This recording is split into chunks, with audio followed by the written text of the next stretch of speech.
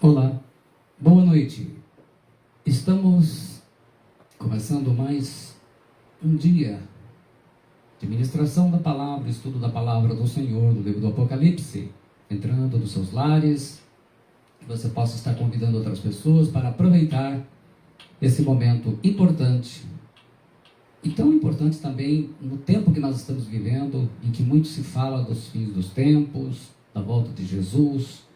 E nós estamos então para concluir a parte 5 do livro do Apocalipse, né? Nós interrompemos a semana passada, por estarmos enfrentando bastante problemas técnicos, e eu acredito que graças a Deus resolvemos para nós fazermos a conclusão. Então, eu convido você, a sua família, para estarmos juntos, fazendo uma grande viagem na palavra de Deus, nos acontecimentos, conforme a revelação do Senhor Jesus Cristo, porque Apocalipse quer dizer revelação. Pai Celestial, em nome do Senhor Jesus Cristo, teu único Filho, pedimos que o teu Espírito Santo nos ilumine e que nesta noite possamos estar compartilhando a mensagem maravilhosa que ele enviou ao apóstolo João para a igreja, e que hoje todas as pessoas que tenham acesso a esta palavra possam ser edificados e abençoados em nome de Jesus Cristo, teu Filho amado, através do poder do Espírito Santo. Amém. Muito bem, nós então vamos fazer uma viagem, como eu disse, do capítulo 19 até o 22. Mesmo que demore um pouquinho, hoje nós vamos fazer a conclusão desse trabalho. E convido você para estarmos meditando no Apocalipse como você nunca viu, a parte 5, a parte final. E creio que nós vamos nos alimentar muito da grande tribulação até os novos céus. Hoje nós vamos ver as descrições.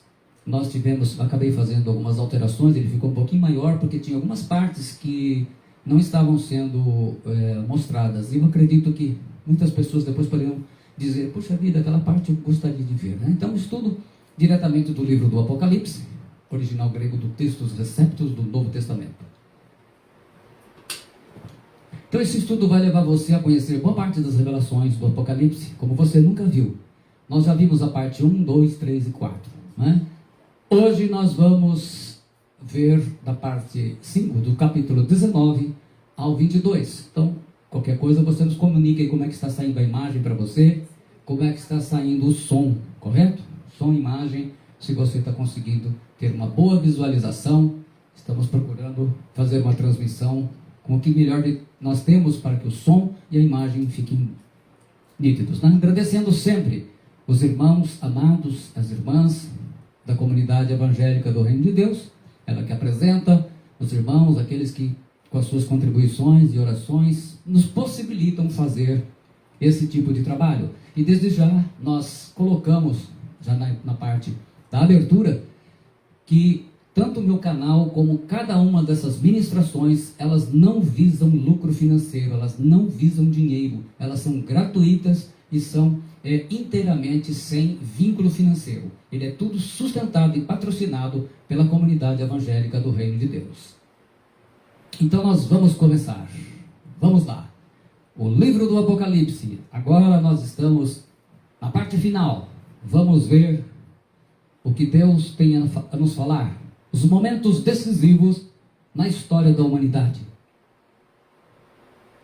Hoje nós vamos ver, e vamos ver mesmo, como a gente tem procurado ilustrar para facilitar o entendimento, os finais dos tempos, o que o livro do Apocalipse tem a nos revelar. Então, eu convido você, a gente fez aí uns minutinhos para dar tempo das pessoas estarem acessando e aproveitando online. E depois, com a graça do Senhor Jesus, nós vamos estar colocando no YouTube, aonde eu peço desde já que você se inscreva no meu canal do YouTube para ajudar na divulgação.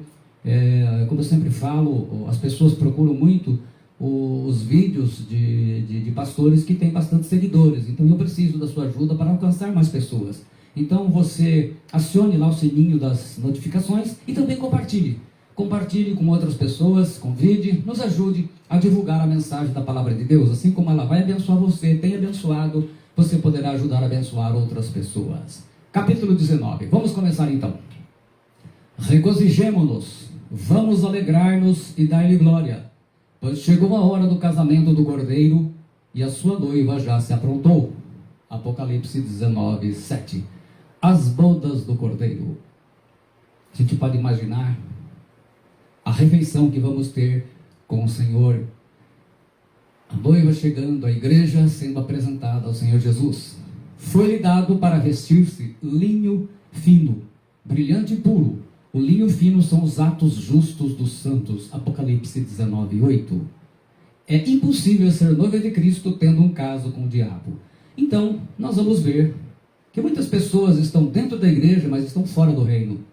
Estão cheias de pecado, cheias de uma vida de desobediência, de mundanismo. Então, tendo o caso com o diabo, não tem como ser noiva de Cristo. Bodas, do grego gamos, festa de casamento e matrimônio. Esposa, gonei, em grego. Veremos quem é a esposa de Cristo, a noiva de Cristo, no capítulo 21. Lá nós vamos descrever. Ato de justiça dos santos ou atos justos. É a soma dos atos santos dos membros de Cristo, operados neles mediante o Espírito Santo, que são considerados como o tecido das vestes do seu corpo espiritual. São os atos de santidade na vida de todos os verdadeiros crentes em Jesus. Aqui entra o discipulado, os verdadeiros discípulos de Jesus. Né? O discipulado nos ajuda muito no tratamento do caráter. Por isso, os atos santos, e como nós falamos também quando falamos sobre os 144 mil, no capítulo 14, né? Que eles são discípulos de Cristo. O tecido de linho puro, quem nunca viu, está aí a foto, acredito que dá para você visualizar o linho puro. Vi o céu aberto, e eis um cavalo branco.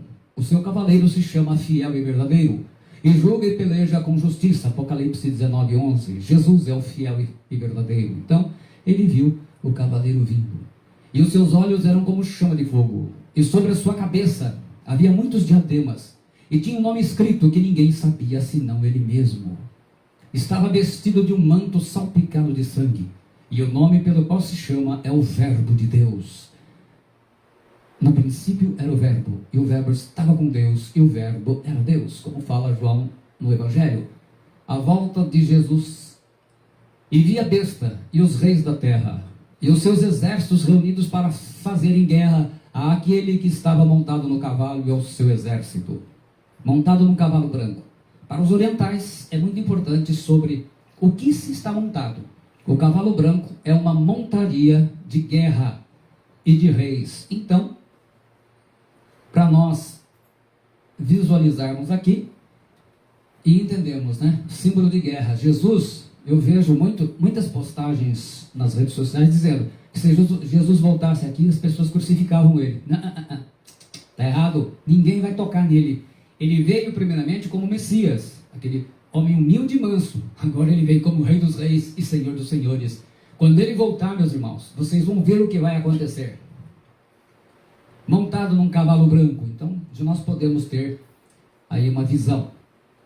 Fiel, pistos, firme, digno de confiança nas suas promessas, na sua missão. Verdadeiro, aletinos, real no cumprimento das profecias, promessas e juízos, é o amém. Jesus, então, veio para encerrar toda a sua missão. Olhos como chama de fogo, o olhar de Cristo, que a tudo vê, irá julgar com rigor a todos os homens. É assim que ele vai voltar para cá. Ele vai julgar com rigor a todos os homens. Então, quando ele voltar, não iam colocar ele na cruz, não. Porque agora ele vem para definir. Inclusive, ele não vai mandar para a cruz. Ele vai mandar para um outro lugar, que hoje nós vamos falar dele. O Lago de Fogo. Hoje nós vamos ter um momento especial. Cada um vai receber de acordo com as suas obras, sem dúvidas. Então, hoje as pessoas estão fazendo maldade, estão plantando. Calma que tudo terá o seu tempo. Apocalipse 19, 20. E a besta foi presa, e com ela o falso profeta, que diante dela fizeram sinais com que enganou os que receberam o sinal da besta, e adoraram a sua imagem. Esses dois foram lançados vivos no lago de fogo que arde com enxofre. Então, o anticristo e o falso profeta vão ser lançados no lago de fogo. Na verdade, eles vão inaugurar o lago de fogo. Eu já vou falar sobre ele, que eu creio que é uma grande curiosidade. de todos sobre esse tal lago de fogo e enxofre. Nós vamos falar hoje um pouquinho melhor para vocês. Então, o anticristo e o falso profeta. Aí agora o falso profeta. Anteriormente aqui uma ilustração do anticristo. Lago de fogo. Agora o falso profeta. Também ligado à magia, bruxaria, né? E os demais foram mortos com a espada que saía da boca do que estava sentado sobre o cavalo. E todas as aves se fartaram das suas carnes. Então, da espada da boca dele, matando. Então, quando ele voltar aqui, ninguém vai pôr a mão nele. Segundo o entendimento profético, o anticristo vai conquistar a Rússia e a Alemanha e outros países ao norte e ao oriente dos 10 reinos, que nós já explicamos na parte dos capítulos 13 até o 18. E mobilizar todas as nações na batalha do Armagedon contra Israel. É bom lembrar que nós já explicamos sobre isso, mas a batalha do Armagedon é a batalha de várias nações, os 10 reinos, com o anticristo contra Israel, né? O ódio contra o povo do Senhor. Jesus voltará para salvar o povo de Israel, que clamará pelo seu Messias. Quando Jerusalém for cercada pelos exércitos das nações, sob as ordens do anticristo, Cristo voltará para salvar o povo hebreu.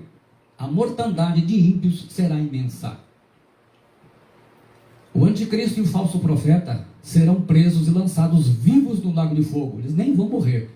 Eles irão inaugurar o lago de fogo e enxofre. Então haverá uma inauguração desse lugar através desses dois. O lago de fogo e enxofre é o inferno final, lugar de punição eterna de todos os rebeldes que não se arrependeram, tanto humanos quanto anjos. Enxofre é uma rocha amarelada e sulfúrica, que muitas vezes representa fogo e fumaça no Apocalipse, símbolo do fogo eterno, o lugar de punição de quem serviu ao diabo. Então, a pergunta que sempre se faz, né, eu creio que você também já fez essa pergunta: o fogo será literal? Esse fogo que a gente acende, um fósforo, será fogo literal que vai queimar as almas das pessoas ímpias no lago de fogo e enxofre? Então vamos lá. Primeiro, o lago de fogo e enxofre é um lugar fora do universo, criado por Deus, fora do espaço e do tempo. Aí você pergunta: como é que você sabe disso? Você vai ver, nós vamos chegar lá, que Deus vai destruir todas as coisas, os céus e a terra, tudo que Ele criou, para criar novos céus e nova terra, e o lago de fogo não será destruído. Então ele está num lugar fora de espaço, fora de tempo. Atualmente está com seus lugares vazios, esperando a chegada dos ímpios após o trono branco. Então, o lago de fogo, diferentemente do inferno, o inferno está cheio de gente. Tem muita gente morrendo indo para lá e vai morrer mais, agora na Covid, né? Está muita gente morrendo, mesmo dentro da igreja. Tem muita gente dentro da igreja que está morrendo e indo para o inferno. Por quê? Porque nós vamos ver no final quem é que não vai entrar na cidade santa. 3. O fogo e o enxofre simbolizam um castigo de Deus, num lugar fora do tempo e espaço, com muito sofrimento. Vocês imaginam, porque a presença de Deus também não vai estar lá. O fogo é algo específico desse lugar, onde o tempo não será contado como nós o contamos hoje. Então, no lago de fogo é um lugar à parte, fora desse tempo nosso, fora disso. Então, esse fogo que vão ver é algo específico daquele lugar. Note que o diabo e seus anjos, que não têm corpo físico, nós vamos ver isso, serão atormentados também por esse fogo. Então, nós vamos ver que esse tipo de fogo, que João descreve como fogo, é algo que não só vai atormentar o falso profeta, o anticristo e os ímpios, mas o diabo e os seus anjos. E o diabo e os anjos não têm corpo físico, né? Eles são seres espirituais. Esse tipo de fogo fará no espírito o que o fogo que conhecemos faz na carne, quando nos queima, mas sem destruir. Sofrimento. A dúvida só será satisfeita quando a pessoa ímpia chegar no lago de fogo e enxofre. Então muita gente que tem dúvida: eu não estou convencido disso. Se você está vivendo uma vida de ímpio, logo logo, num breve tempo, você vai ter essa dúvida satisfeita. Porque nós vamos ver que não é de qualquer jeito que se entra na Nova Jerusalém. Então aí uma ilustração, uma foto para você ver do enxofre, né? Os dois tipos de enxofre, o rômbico e o monoclínico. Está aí para você ver, não vamos entrar nesses detalhes aqui. Apocalipse 19, 21. E os demais foram mortos com a espada que saía da boca do que estava sentado sobre o cavalo. E todas as aves se fartaram das suas carnes. Então as aves vão comer a carne dos adoradores da besta. e vai ter carne, porque muita gente vai. Muito bem, capítulo 20. Então, nós vamos ver que Satanás é preso por 1000 anos para se cumprir o milênio. Então vi descer do céu um anjo, tinha na mão a chave do abismo e uma grande corrente. Ele segurou o dragão, a antiga serpente, que é o diabo, Satanás, e o prendeu por 1000 anos. Então, o Satanás vai ser preso por 1000 anos para cumprir o milênio. Nós vamos ver que o milênio, vamos reinar com Cristo, vamos viver nesse mundo sem guerra, com paz. E o diabo vai estar sendo preso, né? Porque Deus tem um propósito para tudo isso. Vi então tronos, e aos que neles se assentavam foi dado o poder de julgar. Vi também as vidas daqueles que foram decapitados por causa do testemunho de Jesus e da palavra de Deus, e dos que não tinham adorado a besta, nem sua imagem, e nem recebido a marca sobre a fronte ou na mão. Nós falamos da marca no capítulo 13.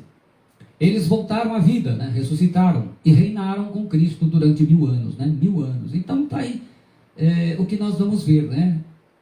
Morará o lobo com o cordeiro, o leopardo com o caprito se deitará, e o bezerro e o filho de leão, e o animal cevado andarão juntos, e um menino pequeno os guiará, a vaca e a ursa pastarão juntas. Seus filhos se deitarão juntos, e o leão comerá palha como boi, e brincará a criança de peito sobre a toca da áspide. Vocês imaginam uma criança de peito brincando perto de uma naja, de uma jararaca, de uma cascavel? E o desmamado colocará a sua mão na cova do basilisco. Então, nós vamos ver esses animais aí, eles vão ter uma outra natureza, como seria no Éden, né? Não vai ter mais carnívoro, né? Então, o leão vai ser um gatinho assim, lá que bonitinho, né? Vão ser tudo desse jeito, né? Lá o pitbullzinho, né? O basilisco, olha lá, as cobras, tudo vão ser uma gracinha, né? Todo mundo vai gostar de brincar com elas. O milênio na Terra, então, nós reinaremos com Cristo por 1000 anos, né? Eventos que vão marcar isso daí. Nós estamos vendo o Satanás, o juízo final, o Satanás vai ser solto, vamos ver tudo isso daí. Então, os últimos dias serão tempos impactantes. Satanás é solto após o milênio. Então, depois que vivemos 1000 anos, tudo em paz, tranquilo, prosperidade, não vai haver pobre, não vai haver miserável, não vai haver doença. Nós vamos ver o milênio é um tempo de restauração. 1000 anos, todo mundo feliz. Todo mundo feliz. Aí terminam esses 1000 anos. E acabando-se os 1000 anos, Satanás será solto da sua prisão. E aí o que acontece? Deus dará ordem para soltar o Satanás. E ele vai promover a última rebelião. Ele começou a primeira no céu e vai terminar a segunda no milênio. Por quê? A característica do diabo é gerar rebelião, é ir contra a autoridade. E é isso que ele fez e é que ele fará, né? Isso que nós estamos vendo hoje, essa rebelião danada, as divisões dentro das igrejas, tudo isso é patrocínio dele. E sairá a enganar as nações que estão sobre os 4 cantos da terra, Gog e Magog, cujo número é como a areia do mar, para nos ajuntar em batalha. Apocalipse 28. Qual é o significado de Gog e Magog no livro de Apocalipse 28? Gog, do hebraico, quer dizer montanha, o rei da terra onde os rebeldes irão se mobilizar para subir ao norte de Jerusalém. Então ele representa um rei na época que vai acontecer. Magog, o hebraico, que encobre região ao norte de Israel, o entendimento dos estudiosos que são citas, povo da Sibéria Ocidental. Portanto, Magog é a Rússia. Então, se você olhar bem, ao norte de Israel, Israel está aqui, ao norte a Rússia. E a gente vê o quê? A China também está no caminho. Ele fala do exército de 200 milhões, nós estudamos isso. Então, todos eles vão invadir Israel e vão até o Vale do Armagedon, onde Cristo volta para finalizar tudo, né? Então isso aqui é um evento que vai marcar muito. Agora nós estamos falando depois do Apocalipse, depois do milênio. Só para ilustrar, Gog e Magog, a Rússia alerta que ficará ao lado do Irã. Ela já avisou. Entre guerra Irã e Israel, ela toma a posição do Irã. Porque contra Israel sempre será assim. Então Magog é a Rússia. E a Rússia, como todo país comunista, odeia Israel. Porque isso daí é bíblico. Satanás é a última rebelião. Marcharam então pela superfície da terra e sitiaram a cidade querida. Desceu, porém, fogo dos céus e os consumiu. Apocalipse 29. Então, a intervenção vai ser direta de Deus, né? Ele vai mandar aí fogo do céu e vai acabar com a festa. O inferno é um lugar criado por Deus, mas nós vamos falar do lago de fogo, foi aquilo que a gente estava mostrando, né? O diabo, o sedutor deles, foi lançado para dentro do lago de fogo e enxofre, onde também se encontram não só a besta como o falso profeta, e serão atormentados de dia e de noite pelos séculos dos séculos. Então agora o diabo vai lá junto, agora vai o pai, né? O filho foi primeiro, estava lá o anticristo, o falso profeta e aqueles que o serviram no período da grande tribulação. Agora o diabo também foi para lá. Então agora está indo todo mundo que viveu esse mundo contrário à vontade de Deus, agora está todo mundo reunido nesse lugar que é um lugar à parte de tudo, né? Satanás é lançado no lago de fogo. Então esse lugar aí, que é um lugar realmente sinistro, lá estará o diabo agora sendo lançado, né? Aí vai se cumprir aquilo que Jesus explicou em Mateus 25, 41. Então dirá também aos que estiverem à sua esquerda: apartai-vos de mim, malditos, para o fogo eterno, preparado para o diabo e os seus anjos. Então, o lago de fogo, ele originalmente foi feito para o diabo e para os anjos. Mas, como as pessoas estão fazendo a vontade dele hoje, vão fazer companhia para ele. Já que vocês gostam do diabo, Deus é muito bom, né? Vocês vão continuar vivendo com ele. Ué, vocês viram a vida inteirinha fazendo a obra do diabo, agora vocês vão morar com ele. E viu um grande trono branco, e o que estava sentado sobre ele, de cuja presença fugiu a terra e o céu, e não se achou lugar para eles. Então ele vê um grande trono branco. João vê esse trono maravilhoso, trono imenso. Trono branco, por quê? Por quê?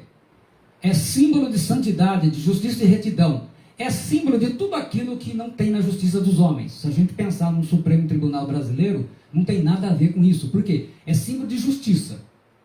É o que a gente não vê lá. Retidão e santidade, quer dizer, faz as coisas que tem que ser feita, não é comprado.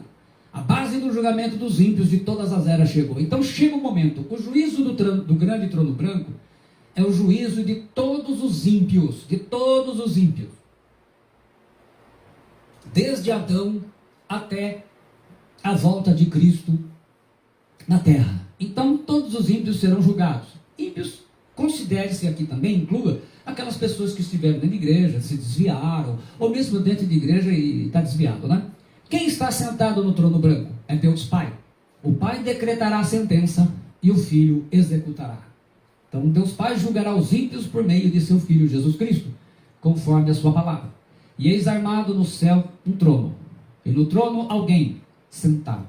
E esse que se acha sentado é semelhante no aspecto à pedra de jaspe e sardônio, né? Essa representação do Pai. Atos 17, 30, 31, o apóstolo Paulo explicou: ora, não levou Deus o tempo de ignorância. Agora, porém, notifica aos homens que todos em toda parte se arrependam, porquanto estabeleceu um dia em que há de julgar o mundo com justiça por meio de um varão. Então, o Pai vai julgar o mundo através de Jesus, né? Quais serão os critérios de Deus para julgar os ímpios? A gente sempre fica perguntando. Muitas pessoas não ouviram o Evangelho e morreram, desde o passado, não ouviram a palavra de Deus. Como que Deus vai julgar essas pessoas? Que hoje nós estamos no tempo da graça. As pessoas estão ouvindo, estão jogando fora, tem gente brincando com a palavra do Senhor. Tudo bem. Agora o julgamento é diferente, mas essas pessoas. Então, vamos lá. 5 serão os critérios de Deus narrados nas Escrituras, como ele vai julgar. Primeiro, a lei da consciência. Depois a lei de Moisés, o registro de atos pessoais, o livro da vida, a palavra de Deus ou o evangelho do reino de Deus. Quando eu falo evangelho do reino de Deus, não é esse evangelho daquela maioria que a gente vê pregando aí falando sobre prosperidade. Esse evangelho vai mandar para o inferno. Romanos 2, 14, 16 diz: a lei da consciência para quem morreu sem ouvir a palavra. Porque quando os gentios que não têm lei fazem naturalmente as coisas que são da lei, não tendo eles lei, para si mesmos são lei, os quais mostram a obra da lei escrita em seus corações, testificando juntamente a sua consciência e os seus pensamentos, quer acusando-os, quer defendendo-os, no dia em que Deus há de julgar os segredos dos homens, por Jesus Cristo segundo o meu evangelho. Então, ele fala, né, as pessoas têm consciência, mesmo não conhecendo a palavra, do que é correto e do que é errado. E é por isso que serão julgados. Aqueles que conheceram e não fizeram o que era correto. Então, a lei da consciência para quem morreu. Então, a gente pega aí lá no passado, né, nos impérios, tudo será assim. A lei de Moisés para os judeus não convertidos. Romanos 2,12. Porque todos os que sem lei pecaram, sem lei também perecerão. E todos os que sob a lei pecaram, pela lei serão julgados. Então, eles vão ser julgados conforme a lei. Conhecia que era a lei e não praticou, não é? A lei de Moisés, então, para os judeus não convertidos, eles serão julgados pela lei. Registro de atos pessoais, o que cada um fez. Mateus 12,36. Mas eu vos digo que de toda palavra ociosa que os homens disserem, hão de dar conta no dia do juízo. Quantas pessoas não saem por aí difamando as pessoas, mentindo, não é? Caluniando, fofocando, não é? Mesmo evangélicos, né? Que saem de uma igreja, saem falando mentira, vivendo em cima de mentira. No dia do juízo vão responder. Registro de atos pessoais, né? Deus está vendo tudo que as pessoas estão fazendo e, com certeza, serão julgados por isso. O livro das boas ações e das más, conforme Malaquias e Isaías, né? Malaquias 3,16, Isaías 65,6. Então, colocando aqui, o livro das boas ações, de repente, a pessoa não tem nada escrito, está branquinho, né? E aqui o livro está preto de tanta coisa má que fez. Vai ser julgado. O livro da vida, nome dos desviados dentro e fora da igreja. Então, no livro da vida, olha lá o que ele fala. Ao que vencer, será vestido de vestes brancas e de modo nenhum apagarei o seu nome do livro da vida. Então, muitas pessoas entraram na igreja, aparentemente se converteram, o nome foi para o livro. Aí começou a fazer coisa errada. Pelo contrário, confessarei o seu nome diante de meu Pai e diante dos seus anjos. Então, o que acontece? Apocalipse 3,5. Muitos nomes serão apagados, porque a pessoa abdicou, abriu mão de viver uma vida com Deus, uma vida realmente de obediência.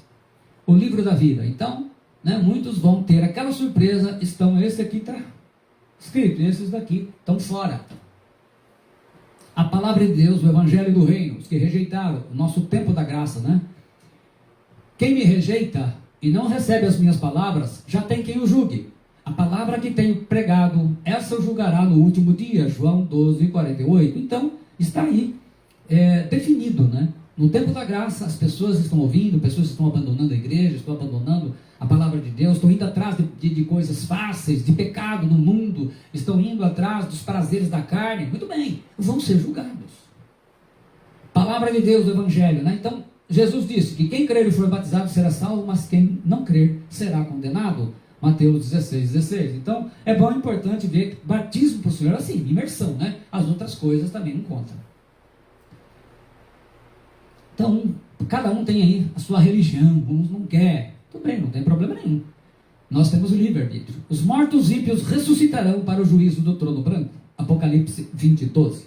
E vi os mortos, grandes e pequenos, quer dizer, as pessoas importantes, ricas, autoridades, e o povão, não, Zé Povinho, que estavam diante de Deus, e abriram-se os livros, e abriu-se outro livro, que é o da vida, e os mortos foram julgados pelas coisas que estavam escritas nos livros segundo as suas obras. Então, segundo as obras. Então, ele vê aí os mortos, está todo mundo aparecendo lá. O mar entregou os mortos que nele havia, e a morte e o Hades entregaram os mortos que neles havia, e cada um foi julgado de acordo com o que tinha feito. Então, o que você faz está sendo anotado lá, tem os anjos que estão anotando, né? Então, o mar lá, o Titanic, todo mundo que morreu no mar, no rio, todo mundo vai ser devolvido. O mar e o inferno, né? O Hades entregaram os mortos. Também as pessoas, os ímpios que estão no inferno, eles vão dar uma saidinha, né? Um alívio, vai ter uns momentos de alívio e vão lá para o lugar do trono branco também, né? Então, mar e inferno entregam os mortos. Muita gente nem acredita no inferno, mas não tem problema. Depois que mora, vai para lá, já vai conhecer, né? E, com certeza, nesse dia vai sair de lá.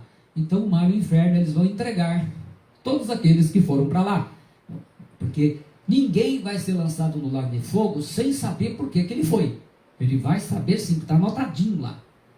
E deu o mar e os mortos que nele havia, e a morte e o inferno deram os mortos que neles havia, e foram julgados cada um segundo as suas obras. Segundo as suas obras, presta atenção nisso. Como ninguém foi salvo, fica evidente que ninguém será salvo por suas obras. salvação somente pelo sangue de Jesus Cristo, crendo e aceitando a Jesus como Senhor. Então está aí, todas as obras foram mostradas e todo mundo não foi, né? Acabou não sendo salvo. Romanos 10, 9 e 10. Se você confessar com a sua boca que Jesus é Senhor e crer em seu coração que Deus o ressuscitou dentre os mortos, será salvo. Pois com o coração se crê para a justiça e com a boca se confessa para a salvação. Então, tem que confessar a Jesus, tem que crer.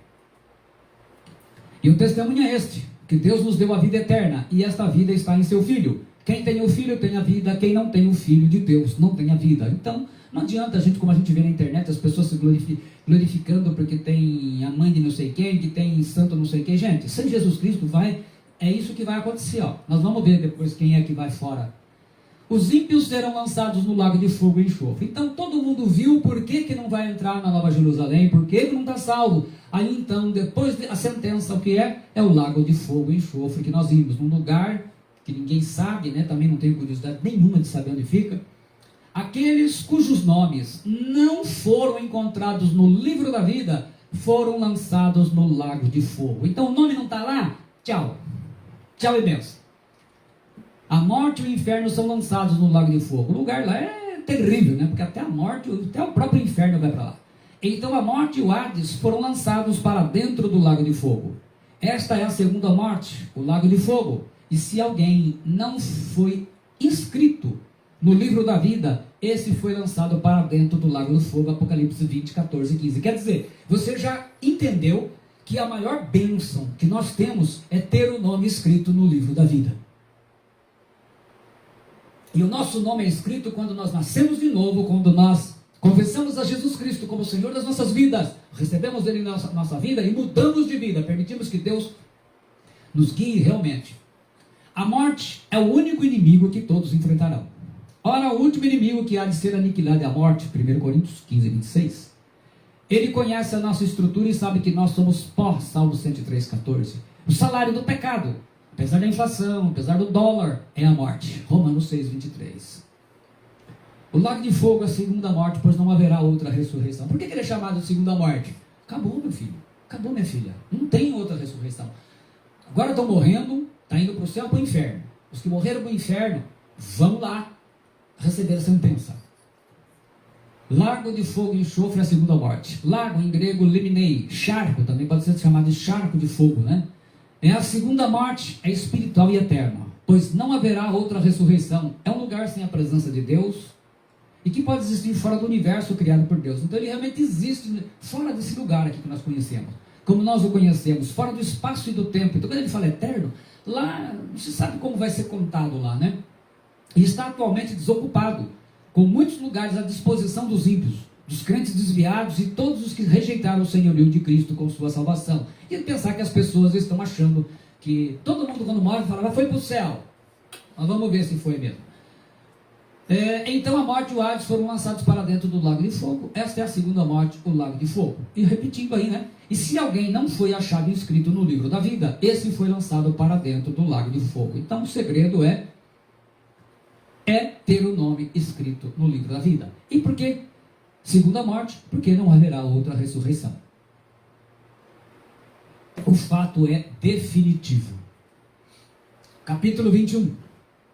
Novo céu, uma nova terra, onde Satanás jamais andou. 21, 2. Vi então um céu novo e uma nova terra, pois o primeiro céu e a primeira terra se foram, e o mar já não existe. Então, esse céu que você vê hoje e admira, essa terra que nós andamos, não existirão mais. Vi também descer do céu de junto de Deus a cidade santa, uma Jerusalém nova, pronta como uma esposa que se enfeitou para seu marido. Esposa, em grego gunei, mulher casada, noiva de qualquer idade. E vi um novo céu e uma nova terra, porque já o primeiro céu e a primeira terra passaram, e o mar já não existe. Então, o que eles vão ver? A nova Jerusalém descendo. A cidade quadrangular, né? Ela é uma cidade quadrangular. Então ela vem descendo. Vocês imaginam que nós, os salvos, estaremos contemplando tudo isso, né? Que Deus nos permitirá ver essas coisas, como João viu. Então os salvos vão ver Deus desfazendo. Vai ser um espetáculo espetáculo pirotécnico, vamos assim dizer, a criação, Deus está fazendo algo novo. Os 7 nomes da esposa do Cordeiro: Cidade Santa, Nova Jerusalém, Tabernáculo de Deus, a noiva, esposa do Cordeiro, a Santa Jerusalém, a Jerusalém celestial e a casa do Pai. Foi esta cidade que Abraão aguardava pela fé, e os justos do Antigo Testamento, e que Paulo fala que é a nossa pátria. Então eles morreram sabendo desta cidade, eles viveram por ela, por isso que eles foram quem foram, porque eles aguardavam essa cidade, sabia que aqui era passageiro. Pois Abraão, Hebreus 11:10, esperava a cidade que tem fundamentos, cujo arquiteto e construtor é o próprio Deus. Em vez disso, esperavam eles uma pátria melhor, isto é, a pátria celestial. Por essa razão, Deus não se envergonha de ser chamado Deus deles. Ele lhes preparou uma cidade, Hebreus 11:16. Então, uma nova cidade, algo novo, algo maravilhoso. Esta pátria, ela veio do céu.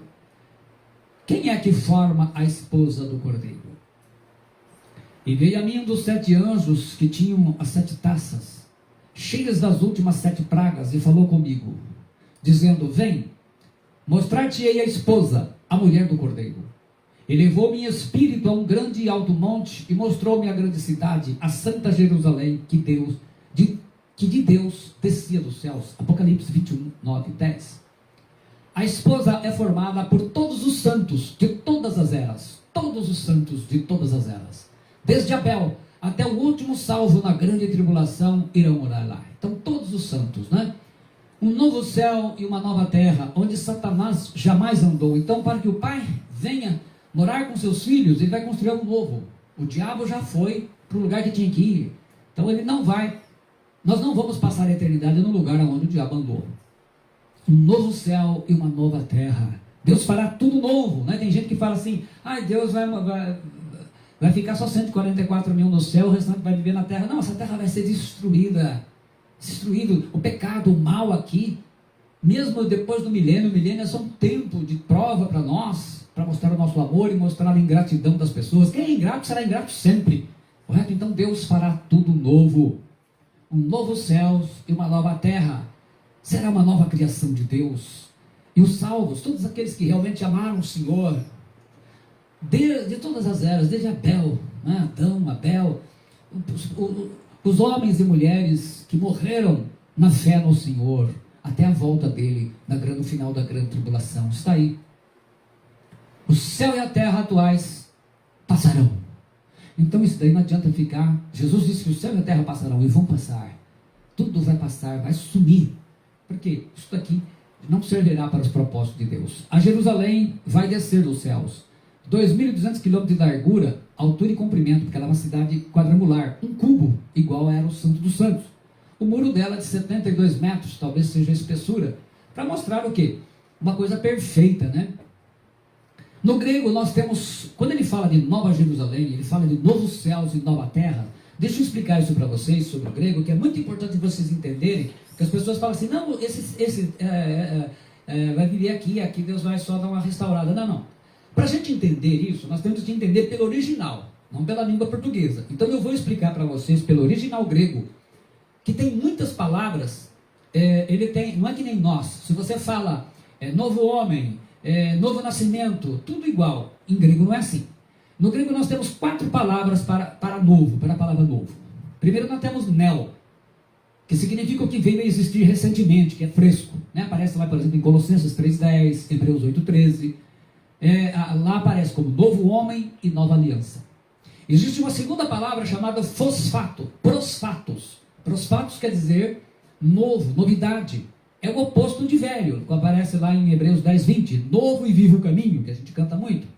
Tem uma terceira palavra que é anoten, que significa de cima, de novo, renascido, novo nascimento, que aparece lá em João 3:3. E temos a palavra kainos. Kainos, que significa novo, algo nunca feito, que aparece em Apocalipse 3:12, 21:2, 2 Pedro 2:13, por exemplo. Ao falar do novo céu e da nova terra, Deus não usou neos, nem prosfatos e nem anotem. ele usou a palavra kainos, que significa algo não previamente usado, novo em qualidade, pois nunca foram usados por ninguém, e o diabo nunca esteve lá. Então, o novo céu e a nova terra será um lugar recentemente construído. Nunca ninguém entrou lá, somente aqueles a quem de direito. Quem não vai entrar nesse lugar maravilhoso? Apocalipse 21, 27. Agora essa é a pergunta. Quem não entrará entre eles? Não vamos citar todos aqui. Vamos pegar só essa parte do Apocalipse. Mas quanto aos tímidos, e aos incrédulos, e aos abomináveis, e aos homicidas, e aos fornicadores, e aos feiticeiros, aos idólatras, e a todos os mentirosos, a sua parte será no lago que arde com fogo e enxofre, que é a segunda morte. Covardes, a palavra deilos, significa infiéis, medrosos, hereges, covardes na fé, desviados. Então, quem? Os hereges, os covardes, esses que se desviaram, esses estão fora, não vão entrar. Os traidores, os descrentes, os ateus, esses também não vão entrar. Então, gente infiel, gente traidora, ateu, está fora. Os abomináveis, a palavra de delusso, aí entram os pedófilos, os tarados, quem comete crime hediondo, tudo aquilo que é chocante, que é algo terrível, que choca, que causa, ele fala de hediondo por ser uma coisa assim que impactua, de tanta maldade, né? Esses, como Hitler, essa turma toda não vai entrar lá. Os homicidas, foneus, assassinos, criminosos, os que odeiam pessoas, os que não perdoam, esses também não vão entrar, infelizmente. Os fornicadores, a palavra pornia, que vem de pornos, todo tipo de pecado sexual, casados e solteiros. A palavra pornia, onde vem a palavra pornos, fornicação, significa todos os pecados sexuais que você conhecer, e o que não conhece também. Pornografia. Então nós vamos chamar a atenção para o adultério, que hoje nós temos tido uma infestação de adultério, inclusive dentro da igreja. O que o crente faz? Ele comete adultério numa igreja, ele vai embora para outra. Ele acha que está tudo bem, fica por isso mesmo. Principal inimigo da família, esse espírito de adultério. Faz parte de quem? Dessa raça aí, ó. Os que cometem adultério traindo seus cônjuges não vão entrar na Nova Jerusalém. Vão ficar mesmo, porque não teriam que se arrepender, se reconciliar com Cristo, ter uma vida nova, pedir perdão. É algo que as pessoas não gostam de fazer, porque se humilha, né? Os feiticeiros, a palavra farmaqueus. Aí entram as bruxas, os feiticeiros, magia negra, macumbeiro. Até porque o que esse povo vai fazer lá no céu? A vida inteira viveu invocando demônios, vai viver fazer o que lá? Né? Os feiticeiros, quem usa e vive de drogas, os traficantes, os viciados, os narcotraficantes. Aqui no Brasil, o narcotraficante é solto, mas lá ele não entra. Lá não tem STF. Lá é o Senhor mesmo que vai julgar. Idólatras, adorador de ídolos, imagens, né? Então qual a diferença? Nós vemos lá adorando a Arca da Aliança com adorando imagens, né? Então, um exemplo está aí do lado esquerdo, desse lado aqui. Isso aqui é uma igreja evangélica, adorando o que eles pensam que é a Arca da Aliança. Isso aqui é idolatria. A Arca da Aliança, ela não foi achada. Isso aqui é uma idolatria. É a mesma coisa que esse do lado aí, que está adorando essas imagens. Tem o mesmo valor, é idólatra. Isso está fora da Nova Jerusalém. Deus é espírito, e importa que os adorem, os que o adorem em espírito e em verdade. E os outros homens, que não foram mortos por estas pragas, não se arrependeram das obras de suas mãos, para não adorarem os demônios e os ídolos de ouro, e de prata, e de bronze, de pedra e de madeira, que nem podem ver, nem ouvir, nem andar. Então há um demônio sendo adorado por detrás de uma imagem de escultura. Não importa qual é a imagem. Mesmo aquela Arca da Aliança, aquilo não é coisa de demônio. Dentro da igreja, sim, os demônios não tem problema nenhum, eles vão ao culto. Aliás, tem demônio que vai mais no culto do que muitos cristãos, os falsos cristãos, né? Os pseudos aí, né? Então, entenda que há um demônio sendo adorado de trás de uma imagem de escultura. Toda imagem, Deus proibiu, nos 10 mandamentos, ele proibiu fazer imagem. Então não adianta querer fazer imagem e achar que, nós não adoramos, nós não veneramos. Deus proibiu. É simples assim. Não é para fazer. Correto? Faz, desobedece. Também os idólatras entram quem? O poder do dinheiro, o Senhor, né, os ricos, aqueles que não são necessariamente ricos, mas aqueles que amam o dinheiro sobre todas as coisas, vivem pelo dinheiro, esses também estão fora. Jesus Cristo divide a sua autoridade mas ele não divide a sua glória, nem com Satanás, nem com os anjos, nem com os homens, nem com ninguém. Isaías 48, ele fala: a minha glória não dou a outrem. Então não adianta. Idólatras, avarento, adorador de dinheiro, né? Mão fechado, pão duro, esse está fora. Mentirosos, pseudos, que pratica mentira, enganador, vive mentindo. Quantas pessoas não vivem mentindo? Cristãos, nós dizem que isso é cristão, evangélico, vamos dizer, evangélico, né? Que cristão eu estou ofendendo. Evangélico, que vive mentindo, vive de mentira, mente no trabalho, mente na igreja, sai de uma igreja e vai para outra mentindo. Essa gente está fora também. Mentirosos, falsos, enganadores, ímpios, fofoqueiros, fuxiqueiros, mexeriquentos, está todo mundo fora, gente falsa. As nações dos salvos andarão na sua luz. Apocalipse 21, 24. E as nações dos salvos andarão na sua luz, e os reis da terra trarão para ela a sua glória e honra. As nações, então, coisa linda, né? E não entrará nela coisa alguma impura, nem o que pratica abominação ou mentira, mas somente os que estão escritos no livro da vida do Cordeiro. Apocalipse 20, 15 e 21, 27. Ele disse bem, né? Só entrará a pessoa cujo nome está escrito no livro da vida. Então, tem que estar bem lá, bonitinho, o livro da vida. Né? Vai correndo as páginas, está lá, se for por ordem alfabética, né? Alberto, Ibaene, assim vai, tá? Capítulo 22, para encerrar. Que rio e que árvore se encontram na cidade de Deus? E mostrou-me o rio puro de água da vida, claro como cristal, que procedia do trono de Deus e do Cordeiro. No meio da sua praça, de uma margem do rio, estava a árvore da vida. Águas do trono do Senhor, coisa maravilhosa. O rio claro como cristal, água da vida, a vida eterna e de bênçãos. Estamos falando de outras coisas. Enfim, a árvore da vida, vamos estar diante dela, sem problema nenhum.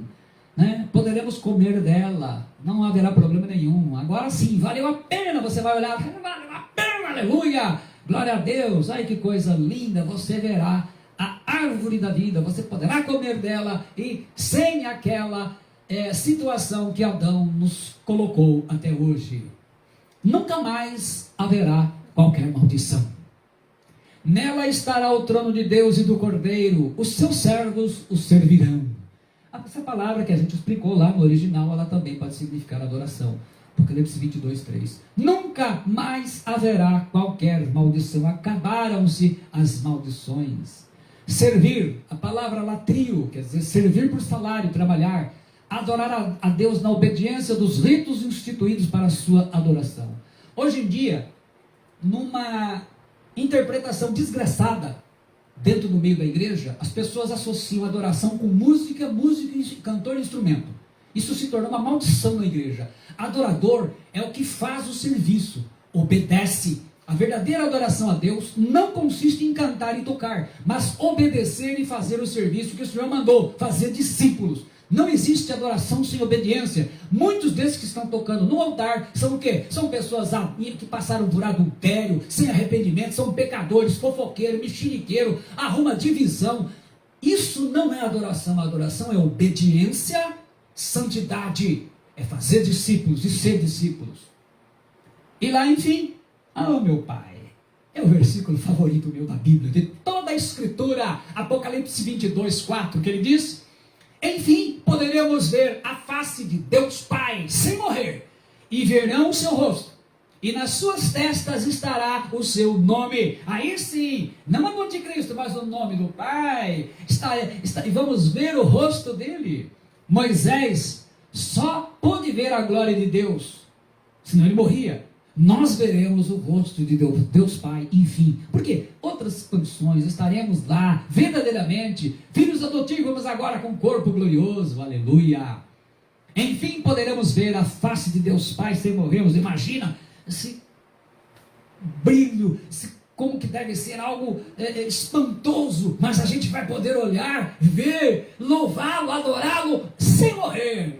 Então valeu a pena. Você vai dizer, valeu a pena, eu passei por muitos lá, mas eu tive fiel. Então, meu querido, minha querida, esteja firme no Senhor, não desanima se vem as provas, se mantenha obediente ao Senhor, uma vida pura, uma vida santa, foge das obras da carne, foge desses pecados, desses crentes que hoje evangélicos que não param a igreja, que a única coisa que sabe fazer é aprontar pecado e ficar escondendo. Você sabe que o prêmio será maior. Aleluia.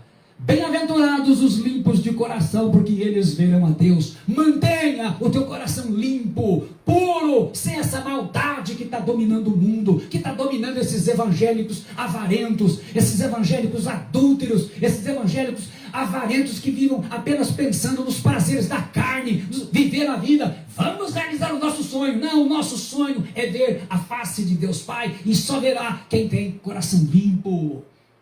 E o Espírito e a noiva dizem: vem. E aquele que ouve, diga: vem. E quem tem sede, venha.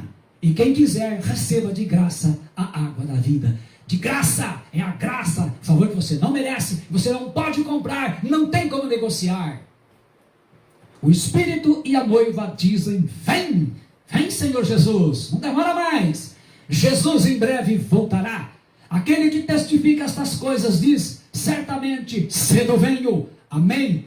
Ora, vem, Senhor Jesus. A gente diz: vem, Senhor Jesus. Vem, Senhor Jesus, buscar a tua igreja. Vem arrebatar o teu povo, um povo santo. Aleluia. Maranatá. Aleluia. Maranatá. De repente, a gente poderá estar vendo, a gente pode estar vendo algo assim nas nuvens e ser um começo. Continue o injusto fazendo injustiça. Continue imundo ainda sendo imundo. Tem muita gente imunda dentro da igreja mesmo. Não estou falando dos imundos lá de fora, estou falando dos que estão dentro da igreja. O justo continue na prática da justiça, e o santo continue a santificar-se. E eis que venho sem demora, e comigo está o galardão que tenho para retribuir a cada um segundo as suas obras. Continue injusto e o imundo pecando. Bora, nada a ver. Então continua aí, meu filho, enche a cara, seja corrupto, faça coisa errada, sai dessa igreja com pecado, vai para outra, esconde tudo, continua assim. Mas você que é justo e santo, continue a santidade, a estar na congregação recebendo a palavra do Senhor, a orar na presença do Senhor. Você que é santo e justo, continue. E eis que venho sem demora, e comigo está o galardão que tenho para retribuir a cada um segundo as suas obras. Da mesma maneira que os ímpios vão ser julgados, os cristãos, os discípulos vão receber segundo as suas obras. Tudo que você fez na obra de Deus, cada investimento, tempo, todo suor e lágrima, Jesus vai retribuir. Aí vai ser o dia que você, minha irmã, você, meu irmão, vai receber a coroa, o galardão de Cristo, a coroa da justiça sobre a tua cabeça. Imagina você aí no lugar da moça ali, da irmã, aqui recebendo a coroa. Olha Jesus colocando a coroa sobre a tua cabeça. A graça de nosso Senhor Jesus Cristo seja com todos vós. Amém. Apocalipse 22, 21. Quem tem ouvidos, ouça o que diz o Espírito. Vigiai, pois, em todo o tempo, orando. Lucas 21, 36. Digo a todos, vigiai. Marcos 13, 37.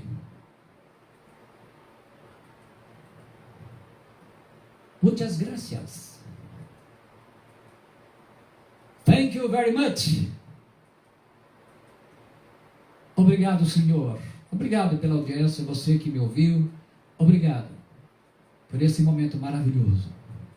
A bibliografia está aí, como eu prometi, no começo, né? Parte dos livros, bibliografia, né? Os dicionários utilizados, textos receptos, as bíblias utilizadas, né? Todo o material. E nós utilizamos diversas bíblias, diversas traduções. Está aí todo o material utilizado para que Deus nos ajudasse. Não é? Mesmo essa Bíblia textual, que é uma das mais recentes, Deus nos abençoou para que a gente pudesse estar fazendo esse trabalho. Enfim, aqui nós terminamos o livro do Apocalipse. Amanhã, às 19h20, estarei terminando aquela mensagem sobre os deuses das nações, falando sobre os governos e o papel da igreja. Especialmente vou dar uma ênfase sobre o papel da igreja. O livro do Apocalipse está elucidado. Em breve nós estaremos colocando no YouTube. E então você terá lá em 5 partes e poderá se deliciar com essa mensagem da palavra do Senhor. Eu agradeço a Deus, porque em todo esse tempo nos deu graça, sabedoria, para que a gente pudesse fazer com que o livro do Apocalipse tivesse uma mensagem um pouco mais acessível a você. Então, eu peço mais uma vez a você que se inscreva no meu canal no YouTube, nos dê essa ajuda, acione o sininho de informações, de notificações, né? E compartilhe com outras pessoas, abençoe, porque você viu que o negócio é sério, então a gente precisa evangelizar, e esse é um instrumento, uma ferramenta que você tem na mão, que você poderá abençoar a vida de muitas pessoas, e salvar muitas vidas, e lá no dia você receber por essa alma, porque por essas almas que foram salvas, porque a gente dá a ferramenta, mas você é o mensageiro, a mensageira do Senhor. Deus te abençoe, em nome de Jesus Cristo. Eu agradeço a você por estar conosco, nos acompanhando nesse trabalho, nesse dia, né? Fico feliz que a gente conseguiu concluir o nosso propósito, aquilo que a gente tinha no coração de fazer o livro do Apocalipse. A gente vai dar aí um tempo e a gente deve preparar outras mensagens também dessa forma ilustrativa, que ela nos ajuda muito a explicar de uma forma bem didática para todos vocês, ok? Muito obrigado, Deus abençoe vocês, em nome do Senhor Jesus Cristo. Amém. Obrigado.